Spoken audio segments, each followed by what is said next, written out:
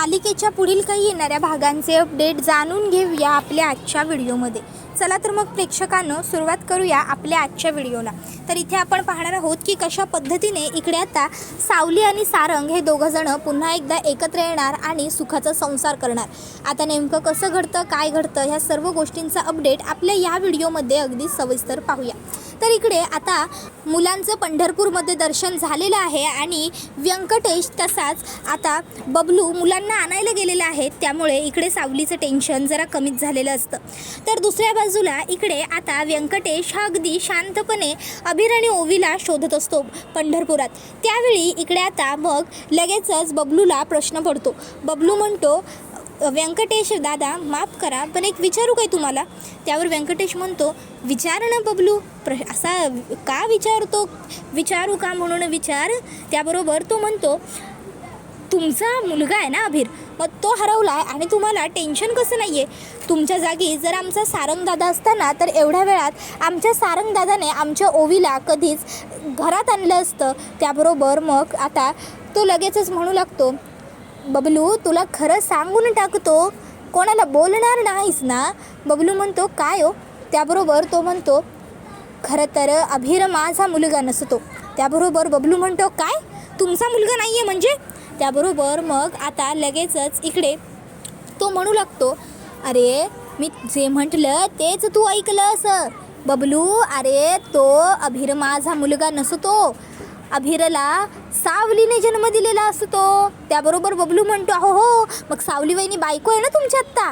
त्याबरोबर मग व्यंकटेश म्हणतो, अरे इथंच तर खरी गोम लपलेली असते ना बाबा, सावली माझी फक्त चांगली मैत्रीण असते, ती माझी खरी खुरची बायको नाही रे। हे सगळं फक्त आम्ही सगळ्यांनी मिळून एक नाटक केलं होतं तुमच्या समोर।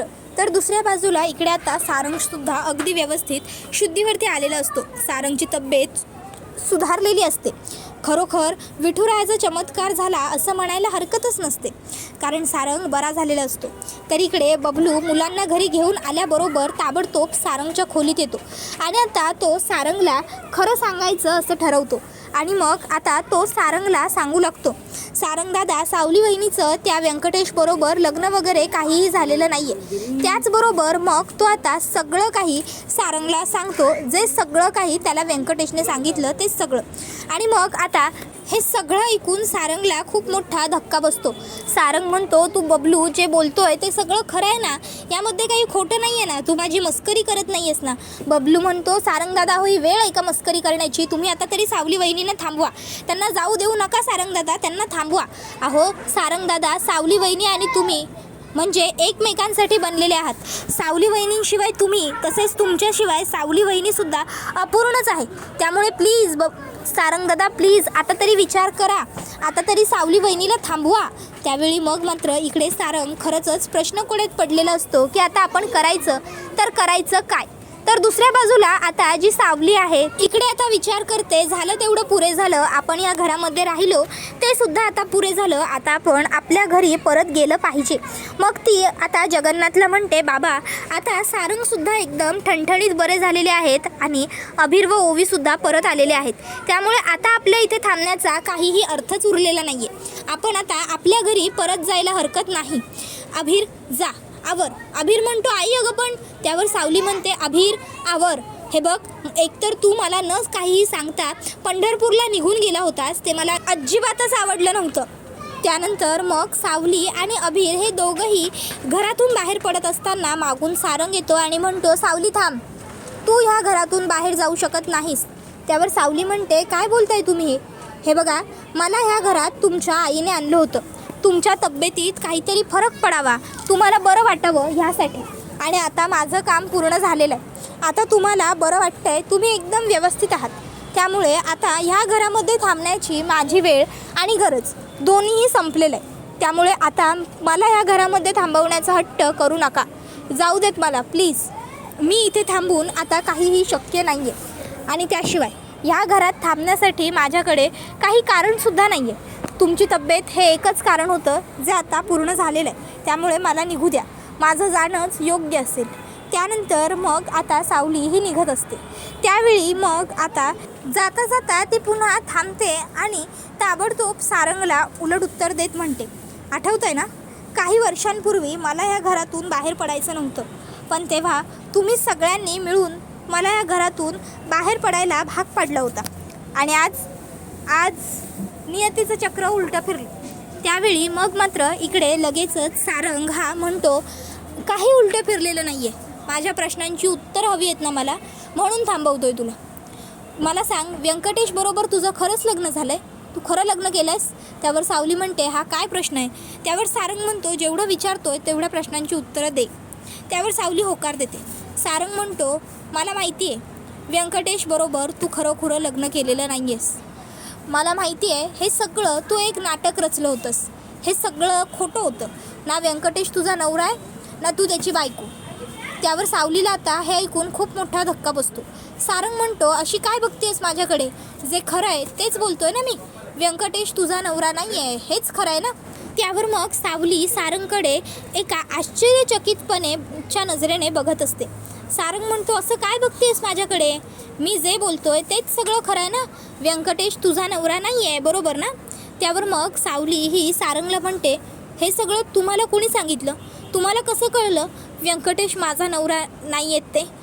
या सगळ्या गोष्टीत तुम्हाला कोण येऊन बोललं? व्यंकटेशने सांगितलं का तुम्हाला हे सगळं? तो बोलला का तुमच्याशी या विषयावर? त्यावर सारंग म्हणतो की कोण बोललं, कोणापासून कळलं, कोणाला माहिती झालं, कसं माहिती झालं, या गोष्टी महत्त्वाच्या नाही आहेत. महत्त्वाचं हे आहे की तू माझ्याशी खोटं बोललीस. महत्त्वाचं हे आहे की तू बनाव रचलास. महत्त्वाचं हे आहे की तू खोटं का वागलीस. महत्त्वाचं हे आहे की तुला हे सगळं करण्याची गरज का पडली. सांग, दे माझ्या प्रश्नांची उत्तरं. त्यावर सावली म्हणते, मी कुठल्याही प्रश्नांची उत्तरं द्यायला बांधील नाही आहे. सारंग म्हणतो, जोपर्यंत माझ्या सगळ्या प्रश्नांची उत्तरं मला मिळत नाहीत तोपर्यंत मेहेंदळेंच्या घरातून तू बाहेर पडू शकत नाहीस. मग त्यासाठी मला काही करावं लागलं तरीही चालेल, कारण कायद्याने आजही तू माझीच बायको आहेस, विसरू नकोस. त्याबरोबर मग सावली ही आता सारंगला म्हणते, विसरताय का तुम्ही?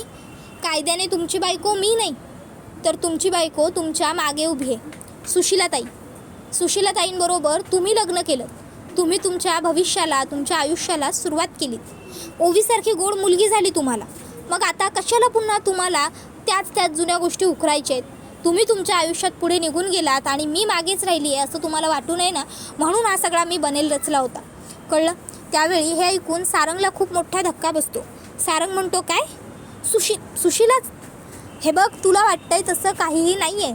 त्यावर सावली म्हणते, म्हणजे खरं वाटतंय तसं नाही आहे म्हणजे? सुशीलाताईंबरोबर लग्न केलं आहेत ना तुम्ही, बायको आहेत ना त्या तुमच्या लग्नाची. मग मला वाटण्याचा आणि न वाटण्याचा प्रश्न येतोच कुठे? माझी फक्त एवढीच इच्छा होती की तुम्ही तुमच्या आयुष्यात पुढे जाल, इतक्या लवकर जाल तर किमान एकदा माझा निरोप तरी चांगल्या पद्धतीने घ्यायचा होता. कारण सारंग, मी तुमच्यावर प्रेम केलं आणि फक्त तुमच्यावरच प्रेम केलं आणि कायम मी तुमच्यावरच प्रेम करेन. माझ्या गळ्यातलं मंगळसूत्र आजही फक्त तुमच्याच नावाचं आहे. तसा सारंग म्हणतो, आणि मीही आज फक्त तुझाच आहे, आजही फक्त तुझाच आहे. सावली म्हणते, म्हणजे? त्यावर सारंग म्हणतो, सुशीलाबरोबर मी लग्न केलेलंच नाही आहे. त्यावर सावली म्हणते, काय? त्यावर सारंग म्हणतो, हो, जसा तू बनाव रचलास तसाच मी पण बनाव रचला. मला तुला आणि व्यंकटेशला एकत्र बघितल्याच्या नंतर असं वाटलं की तो तुझा नवरा आहे. पण एक मिनिट, जर तो तुझा नवरा नाही आहे तर मग अभिर? त्याबरोबर मग आता लगेचच इकडे जगन्नाथ म्हणतो, अरे सारंग, अजूनही तुला हा प्रश्न पडतोच आहे का की अभिर कोण आहे? सारंग, एवढ्या दिवसात खरं तर तू तुझ्या मुलाला ओळखायला हवं होतंस. अरे अभिर हा तुझा स्वतःचा तू जन्म दिलेला मुलगा आहे. त्यावर सारंग म्हणतो, काय? त्याबरोबर मग जगन्नाथ म्हणतो, हो, अभिर तुझा मुलगा आहे. त्यावर सारंग म्हणतो, सावली, जगन्नाथजी जे काही बोलतात ते सगळं खरं आहे का? खरोखर अभिर माझा मुलगा आहे? सावली, अभिर आपला म्हणजे तुझा आणि माझा, आपल्या दोघांचा मुलगा आहे? सावली, प्लीज माझ्या प्रश्नांची उत्तरं दे, काहीतरी बोल सावली. त्यावर सावली निशब्द असते. सारंग म्हणतो, म्हणजे मी हेच खरं समजतोय सावली की खरोखर अभिर तुझा आणि माझा, आपल्या दोघांचा मुलगा आहे. म्हणजे अभिर सारंग मेंढळे. सावली, जर हे सगळं खरं आहे तर तू परत का घरी नाही आलीस? तू या सर्व गोष्टी मला का नाही सांगितल्यास? सावली का एवढी वर्ष तू वनवासात काढलीस, तू तर काढलीस, वरून तू अभिरला का सगळ्या गोष्टींची शिक्षा दिलीस? त्याचा ह्या सगळ्याशी काय संबंध होता? जे काही अमृता वहिनींच्या बाबतीत घडलं, त्याच्यानंतर आपल्या घरात जे घडलं, त्या सगळ्यात चूक तुझी जरी नसली तरी सुद्धा प्रश्न आपला होता, भांडण आपल्यात होतं. मग त्याच्यात तू अभिरला का ओढलंस? त्याचं आयुष्य, त्याचं बालपण का खराब केलंस? त्याला का कष्टाचं आयुष्य जगायला लावलंस? त्यावर सावली म्हणते, कारण सारंग, मी परत आले होते, पण तेव्हा तुम्ही मला नाकारलं. विसरलात का तुम्ही ऑफिसमध्ये मीटिंगला बसला होतात. मी ऑफिसच्या बाहेरपर्यंत तुम्हाला भेटायला आले होते. तुम्ही घरी नाही आहेत असं कळल्यावर. पण तेव्हा तुम्हाला मीटिंगमध्ये डिस्टर्ब करायचं नसल्यामुळे बाहेर उभ्या असलेल्या राजकुमार दादांना मी गाठलं. राजकुमार दादा मला म्हणाले की ते तुम्हाला समजावतील, तुमच्याशी बोलतील. त्यांनी तुम्हाला समजावण्याचा प्रयत्नही केला, पण तुम्ही काय केलं सारंग? त्यांनी तुम्हाला का समजावलं? मी त्यांची भेट का घेतली? या सगळ्याचा राग काढण्यासाठी मला घटस्फोटाचे कागद पाठवलेत. सारंग, आजही माझं धाडस नाही झालेलं त्या घटस्फोटाच्या कागदपत्रांवरती सह्या करण्याचं. पण तुम्ही ते कागद का पाठवलेत? तुम्ही एकदाही अशी दखल घेतली का नाहीत की मला भेटून विचारावं की का आली होतीस तू माझ्या ऑफिसला, तुला का भेटायचं होतं मला? त्यावर सारंग म्हणत असतो, पहिली गोष्ट सावली, तुझा हा खूप मोठा आणि खूप घोर गैरसमज आहे की मी तुला डिवोर्सचे पेपर पाठवले. मी तुला कुठल्याही पद्धतीचे कसलेही पेपर्स पाठवलेले नाही आहेत. माझा काय संबंध तुला डिवोर्सचे पेपर पाठवण्याचा? उलट मी कायमच तुझी वाट बघत राहिलो, पण तू परत आलीच नाहीस. त्यावर सावली म्हणते, आणि ओवी? त्याबरोबर मग सारंग सावलीला म्हणतो, ओवी ही माझी मुलगी नाही आहे. ओवी ही मला सापडलेली मुलगी आहे. हो, मी एका महत्त्वाच्या कामावरून येत असताना एक व्यक्ती ओवीला पाण्यामध्ये फेकत होता, नदीत. त्यावेळी मी त्यांना वाचवलं आणि त्या मुलीला माझ्या ताब्यात घेतलं आणि त्या माणसाला मी मारला आणि हकलला.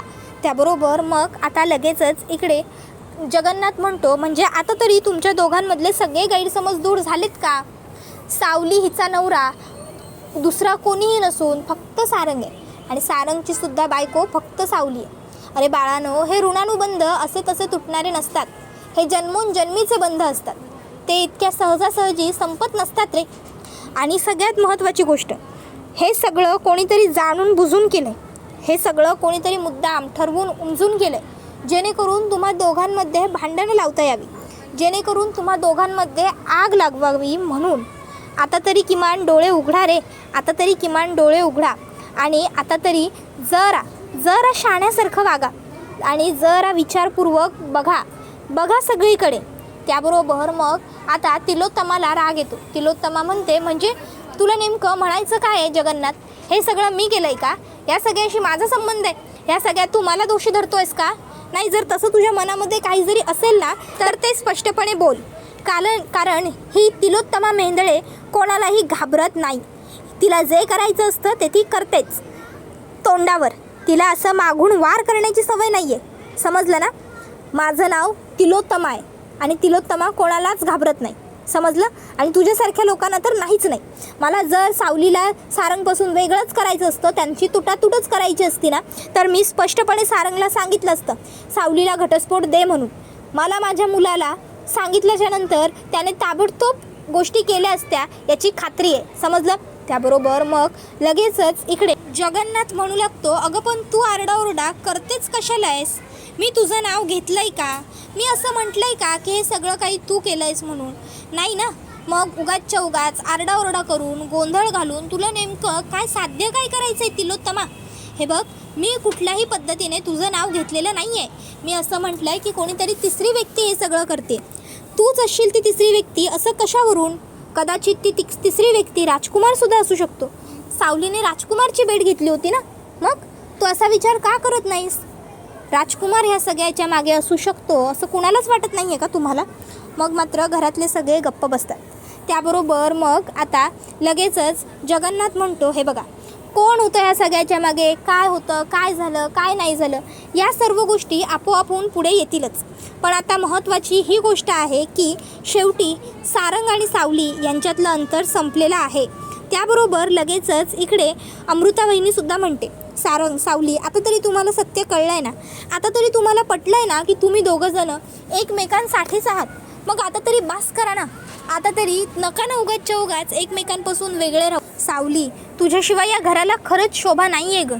या घरची सून तू होतीस, तू आहेस आणि कायमच असशील. आणि त्याशिवाय सारंग भाऊजींच्या आयुष्यात सुद्धा तुझी उणीव कायमच त्यांना भासते. सावली प्लीज, हे बघ, तुम्हा नवरा बायकोंचं जे काही झालं होतं ते सगळं विसरा आता आणि पुन्हा एकत्र या. या सगळ्यामध्ये अभिरची काय चुकी आहे? अभिर काय या सगळ्याची शिक्षा भोगतोय? सावली अगं, ह्या सगळ्या संपत्तीचा, ह्या सगळ्या गोष्टींचा, ह्या कंपनीचा, घराचा, सगळ्याचा वारस आहे तो अभिर सारंग मेंदळे. आणि तरी त्याला का एवढं त्रासाचं, हालाअपेक्षेचं आयुष्य जगायला लावायचं आपण? हे त्याचं आहे. आणि या सगळ्यात महत्त्वाची गोष्ट म्हणजे त्याचा बाप, त्याच्या वडिलांचं प्रेम त्याला का मिळायला नको सावली? हे बघ, तुमच्या दोघांच्या रागापायी, तुमच्या दोघांच्या हट्टापायी, तुमच्या दोघांच्या म्हणजे भांडणापायी का उगाच अभिरचं मरण करायचं आहे सावली तुला? प्लीज प्लीज सावली, आता तरी गोष्टी मनावर घ्या आणि आता तरी तुम्ही दोघांनी एकत्र या. सारंग भाऊजी, मी जे सावलीला सांगते तेच तुमच्यासाठी सुद्धा आहे. जर सावलीने अभिरचा विचार केला पाहिजे तसाच तुम्ही सुद्धा अभिरचा विचार केला पाहिजे. भाऊजी, गेली 6 वर्ष त्याला त्याच्या वडिलांचं प्रेम मिळालेलं नाही आहे. आता तरी त्याला त्याच्या वडिलांचं प्रेम मिळायला हवं असं तुम्हाला वाटत नाही का? तुम्हाला तुमचा मुलगा नको आहे का?